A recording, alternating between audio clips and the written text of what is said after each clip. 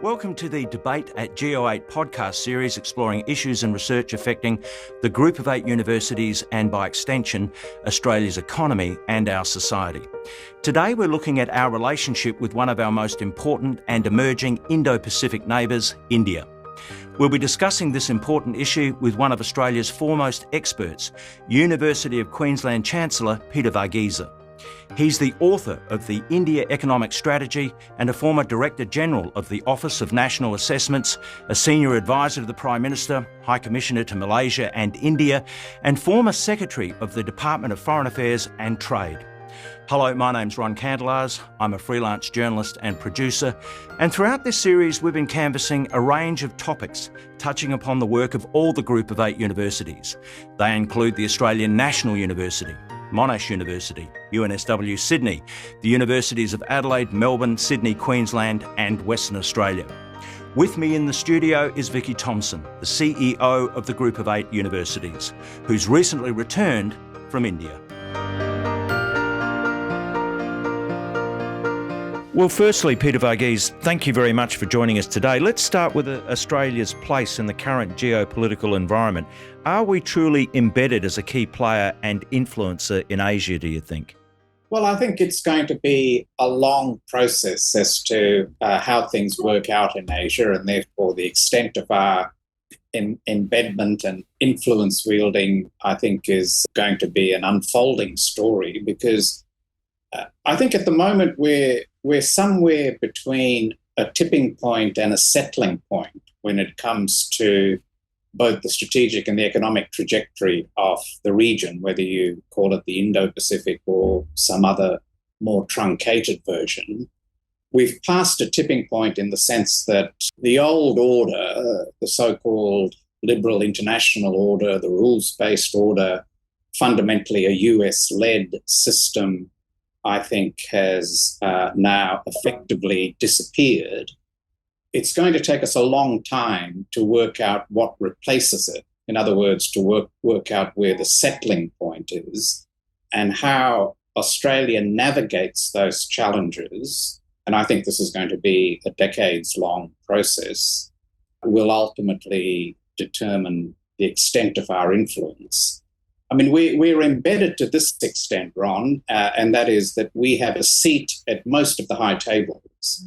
And that has always been a great objective of Australian diplomacy, to be able to have a say where it most matters. So whether you're looking at relatively new constructs like the Quad, or whether you're looking at what now seems to be more frequent invitations to a Group of 7 or to NATO, or whether you look at our membership of regional institutions, although they're not as strong as they were, say, 5 or 6 years ago, I think Australia does have a voice.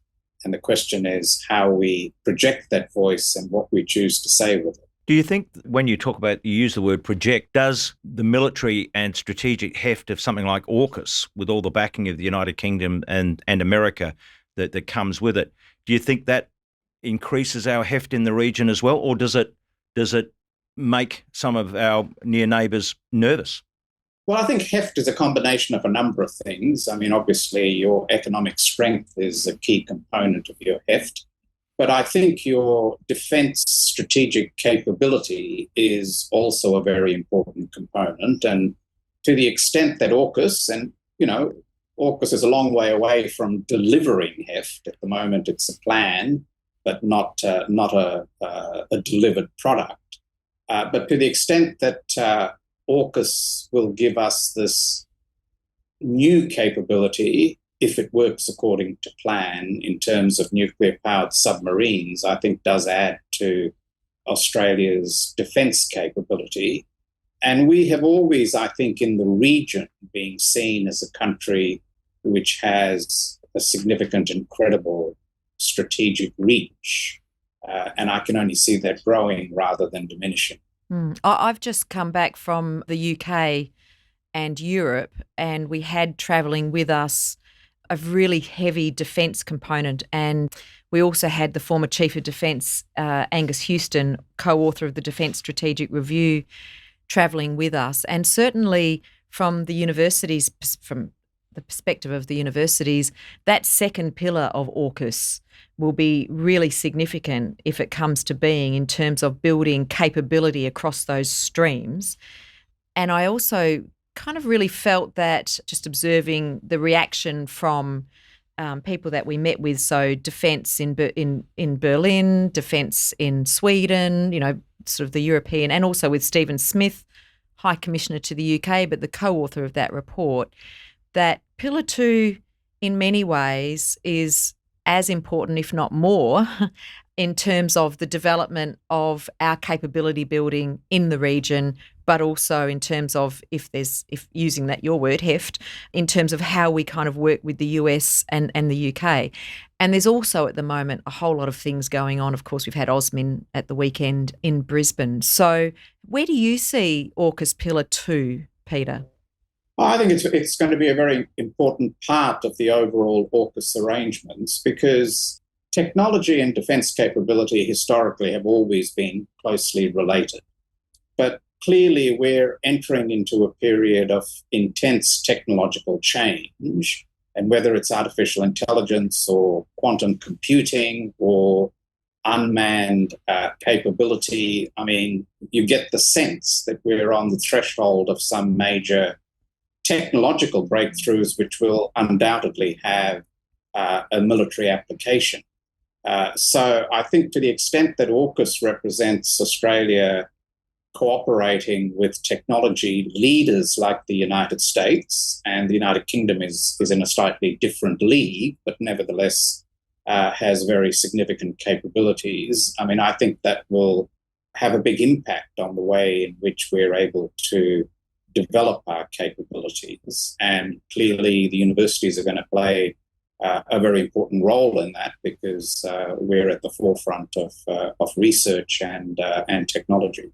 Which brings me to the technological aspect obviously has a huge bearing on the economy and trade more generally. And the India Economic Strategy is this report into how we should be doing business with our close neighbour India, fastest growing economy in the world. Do you think both governments are taking it really seriously? And do you think there's been a change in attitude, particularly with the Albanese government?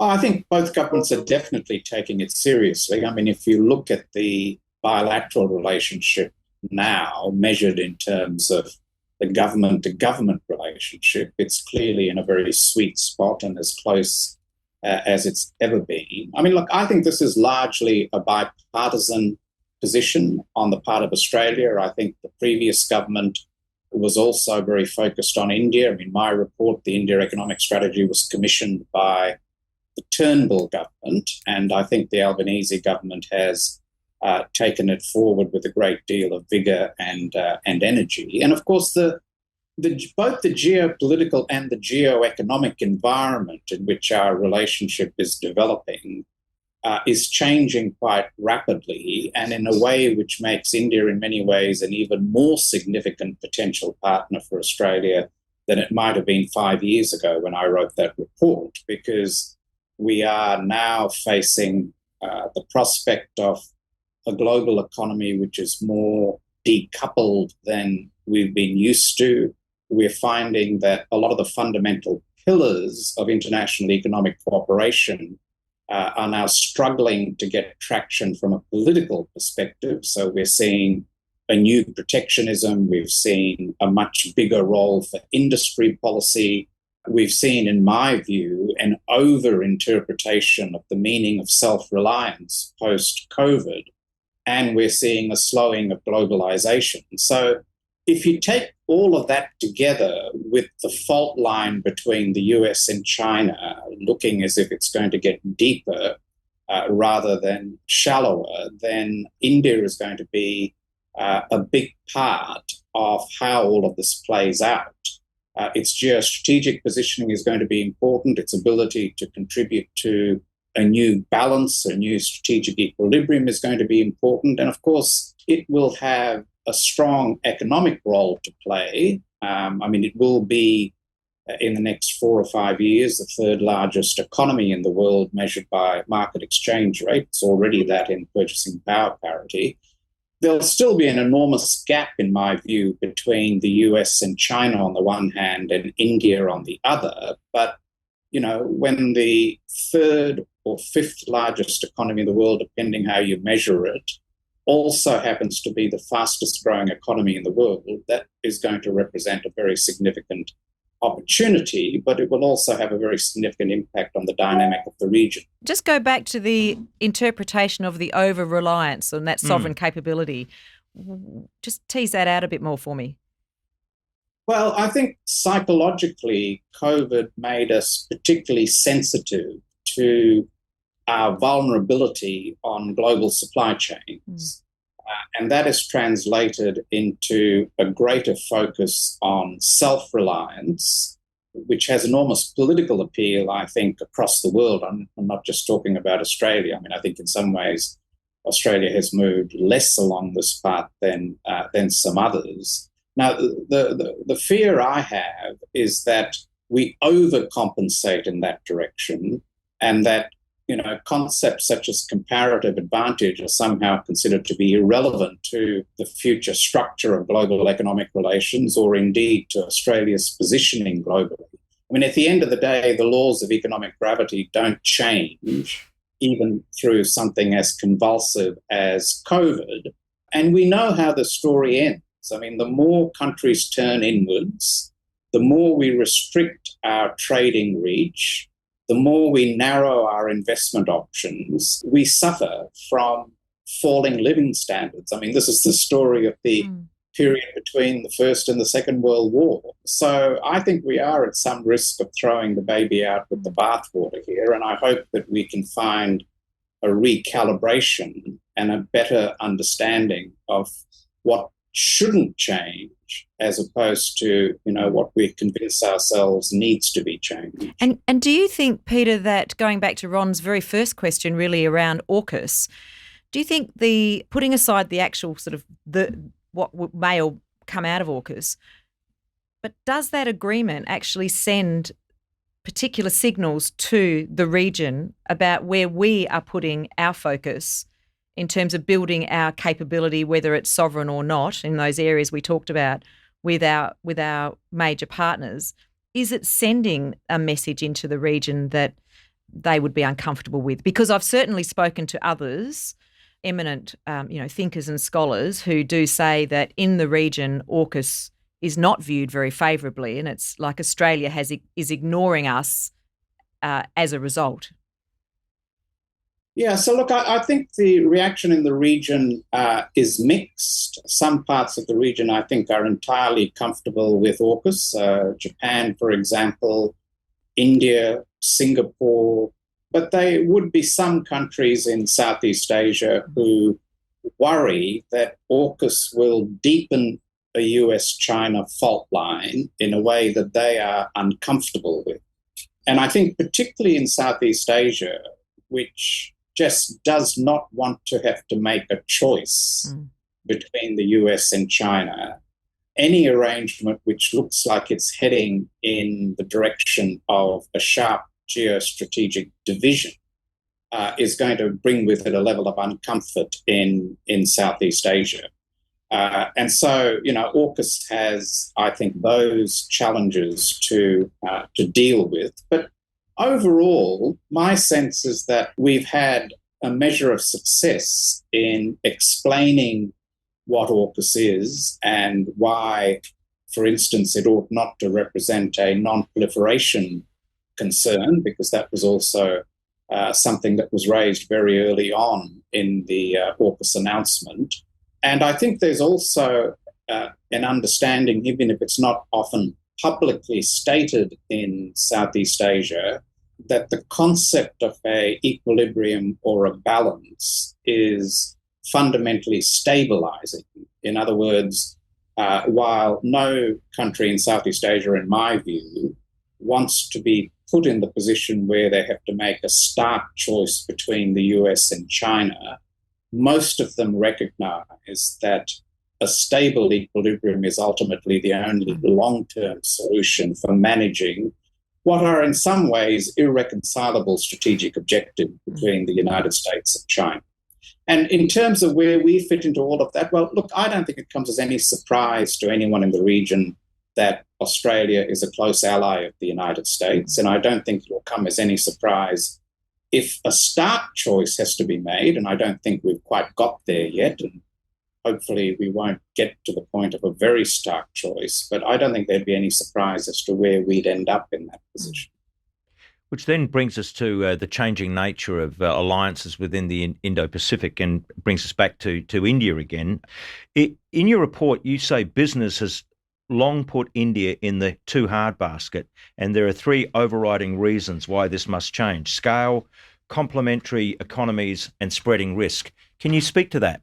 So, well, scale in a sense is obvious. I mean, and we've talked about the size of the Indian economy, and that's only going to get bigger. So India as a market, India as an economic player, India as a country that will want to exert a level of influence, consistent with its weight, is only going to get more important.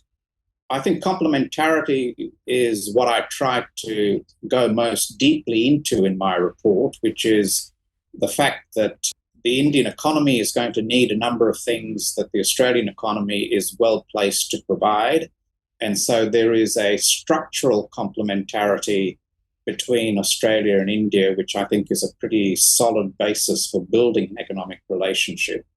And spreading risk or diversification, I mean, I wrote that 5 years ago. If anything, that argument has become a lot stronger as we see the slowing of globalization, as we see whether you call it decoupling or de-risking, for all of those reasons, and it goes back to our earlier discussion about supply chains and so on.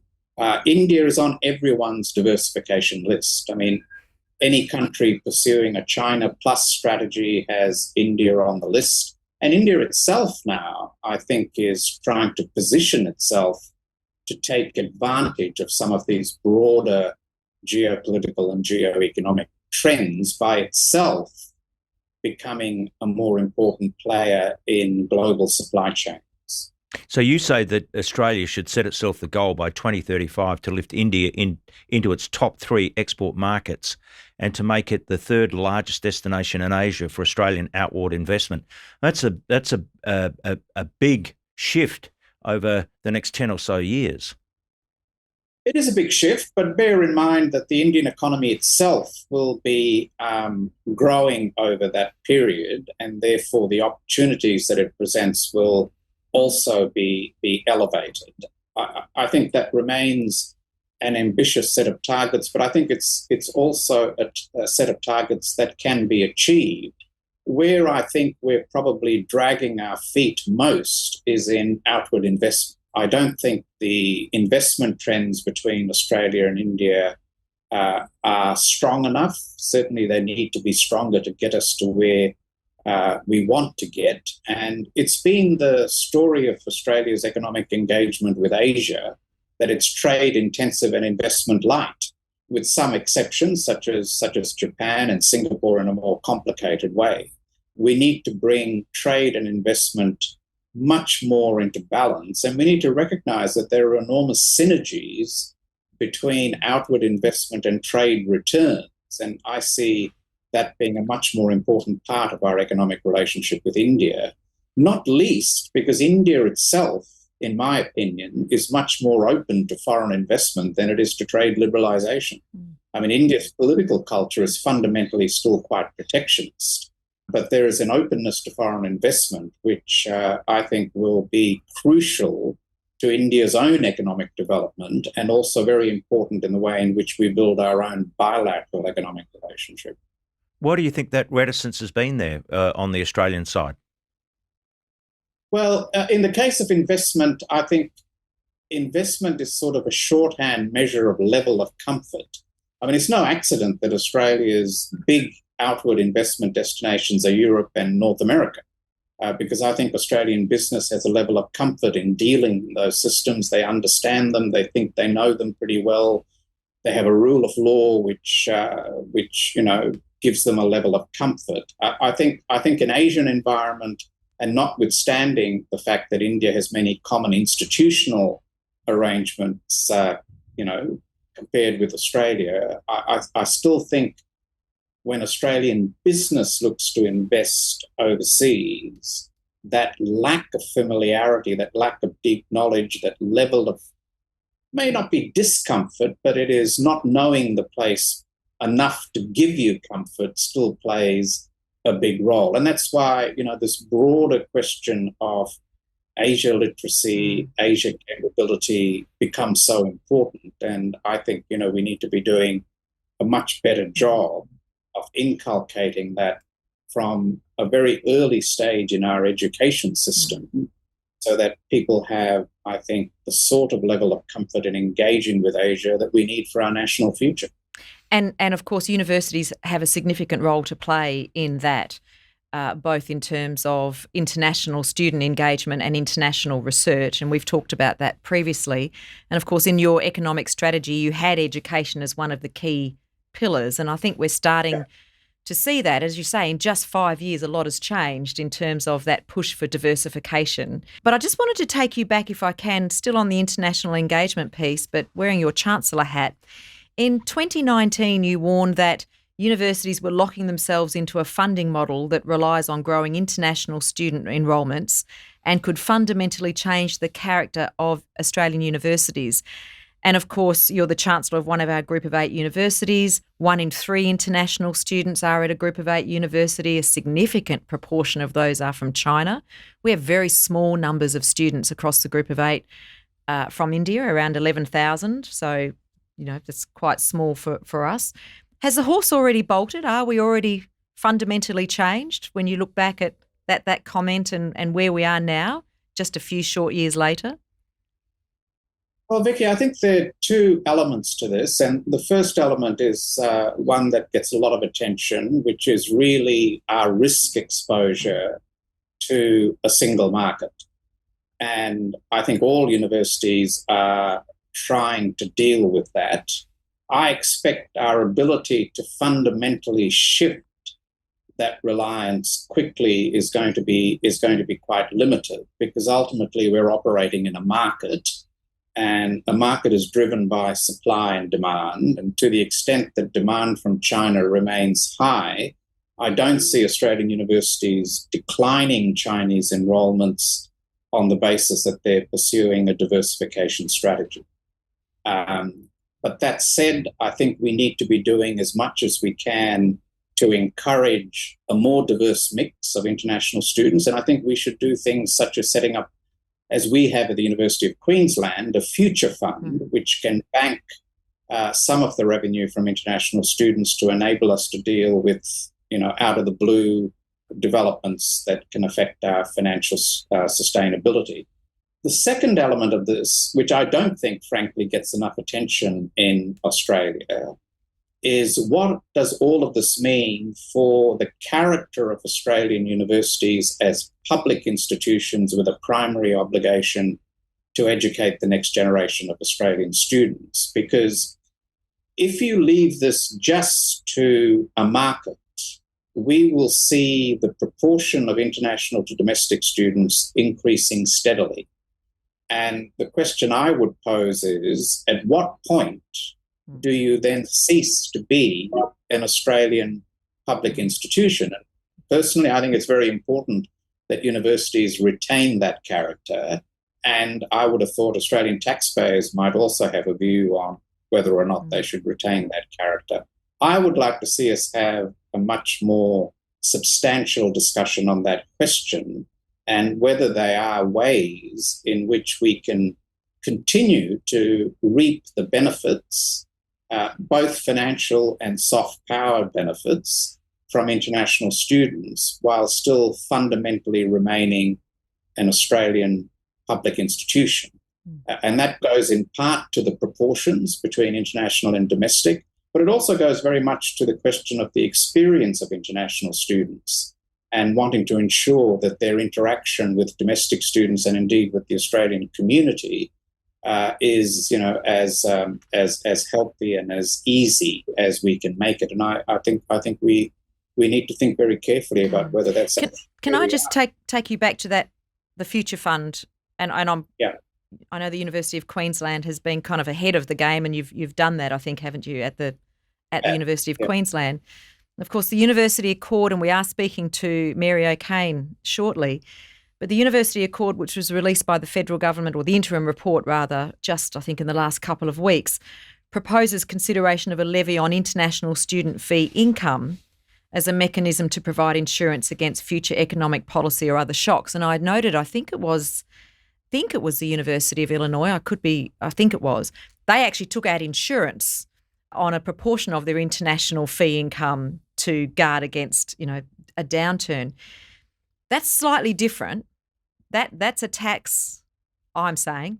That's a tax on universities which have been very successful in terms of student recruitment, going into a pot to fund national and sector priorities, the report says, such as infrastructure and research.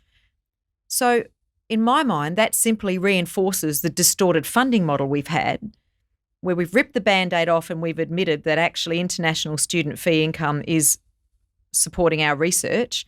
So now let's put a tax on that income and let's just redistribute that. And I'd just be interested in your views on that particular part of the Accord, given your proposal for the Future Fund earlier.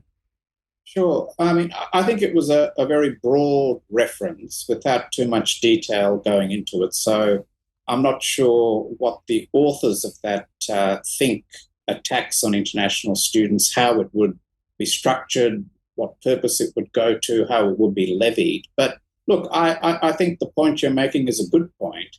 It fundamentally deepens the challenge we've got rather than resolves the challenge that we've got. Look, there are various ways in which you can manage financial risk, and I think universities are not blasé about that. But at the end of the day, we have to come to grips with the sort of reality that our future as a nation is going to be, to a very large extent, determined by our capacity to innovate. And our capacity to innovate, in turn, is going to be greatly influenced by the performance of our universities. So I don't think we can subcontract the investment in research to international students, which is essentially what a tax on international students would be, and would certainly appear to be. Well, it's essentially what we're doing now, frankly. Well, it is. So it is in terms of research, and that's why I would argue that indeed we need to find a way to continue to be top performing on research without having the funding for that dependent on our ability to recruit international students. I mean, that's going to be a part of it, but it shouldn't be the basic game plan. That's where we are. But has that horse bolted? And it seems that, when you look at universities, they rely so heavily on the money from international students. And to go to your point, it does then undermine the notion of an Australian university offering valued courses for Australian students. It seems to be, diametrically opposed. Yeah, I'm not sure the horse has bolted, but I think we need to find ways of making sure that the horse remains on the right race course. If I could continue the analogy. See, I don't worry much about supply and demand with international students, because even if the China market were to look very different very quickly, if you look out at the region, the gap between what regional countries need and what they can offer domestically is huge. And it's not going to be easily bridged. So they will always, in my view, be very high demand for an Australian university education. It's how we think about where that fits into our overall education settings, particularly when it comes to research, where the policy challenges lie. And, I hope we can end up with a framework which is better than what we currently have. Just coming back to India again, then, one of the things, I went on the website and I looked at a particular example of almond growers here in Australia looking at the potential for exports to India, and getting back to the options, the opportunities that India provides. they do seem staggering, and they're obviously staggering in terms of trade, but also in terms of increasing the number of Indian students at our universities as well, and having relationships between the two countries based on research that benefits both countries in the long term? Well, look, I mean, the reason I put education as the sort of flagship of the future Australia-India relationship is because I think the skills deficit in India is, one, huge, but two, fundamental to its future economic success. In other words, bridging that skills deficit is fundamental to its future economic success. And it's ideally tailored for an Australia-India partnership because I think we have something to offer India when it comes to education. And here I'm thinking not just of higher education, but I'm thinking particularly of vocational education, which in many ways is the more urgent requirement for India than higher education is. So if you take all of that together, plus the capacity for us to develop a deep research partnership, because India is not strong on research. I mean, it's got pockets of research excellence, but overall, India is not strong on research. And again, I think going back to my argument about complementarity, that's a real opportunity for Australia. And, we at the University of Queensland have set up a joint research academy with Delhi IIT. It's designed to run a joint PhD program. We already have over 100 enrollments in that. I mean, these are the sorts of things that we should be doing in the education relationship. The numbers of Indian students coming to Australia, in a sense, will look after themselves. We need to make sure that we're addressing the sort of deep research collaboration and not just focusing on recruitment of student numbers. Peter Varghese, there's plenty to consider in the years ahead, but thank you so much for your time today. Thanks, Ron, and thanks, Vicky. It's been a pleasure. Thanks, Peter. Thank you. Thanks for your company today. If you'd like more information about the issues raised in this podcast or other related topics, please visit our website at go8.edu.au. And a quick reminder that you can always tune in to the debate at Go8 on Spotify, Google, Apple or YouTube. Bye for now.